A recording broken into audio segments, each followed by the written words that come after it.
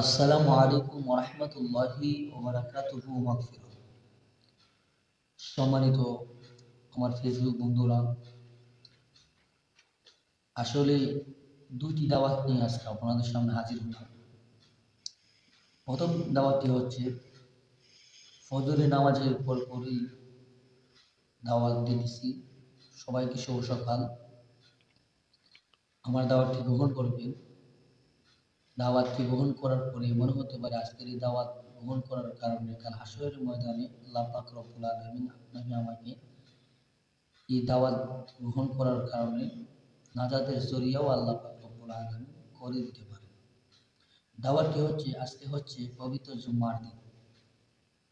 আমরা অনেকেই শনিবার, রবিবার, সোমবার, মঙ্গলবার, বুধবার, বৃহস্পতিবার, কিন্তু শুক্রবার আসলে অনেকে শুক্রবার আমরা জানি না, এই দিনটাকে ভুলে ফেলি।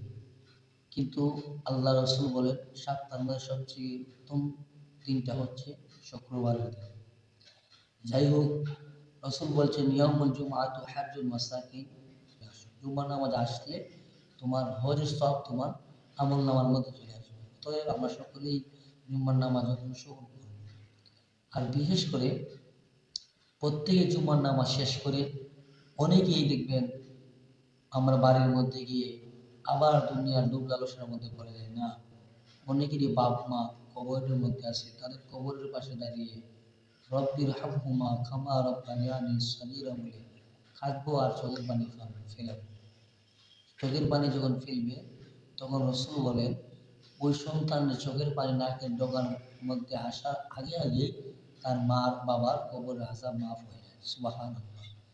এজন্য সকলেই আমরা সকলেই মা বাবার কবরের, আত্মীয় স্বজনের কবরের পাশে দাঁড়িয়ে কবর জিয়ারত করব। কবর জিয়ারতকারী বানিয়ে আমি মৃত্যুশীল হতে হবে।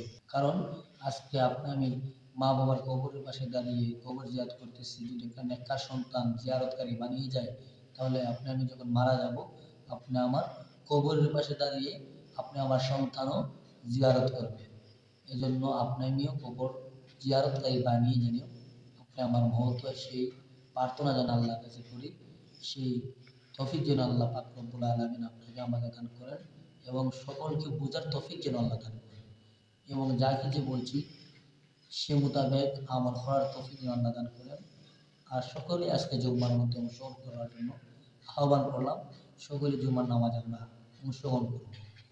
আর দ্বিতীয় দাওয়াটি হচ্ছে আমাদের সাইনপুর ইউনিয়ন লেকির পশ্চিম পাড় সাবেক চেয়ারম্যানের বাড়ির পাশে মসজিদের পাশে আমার একটা ছোট্ট মোটো একটা মাদ্রাসা।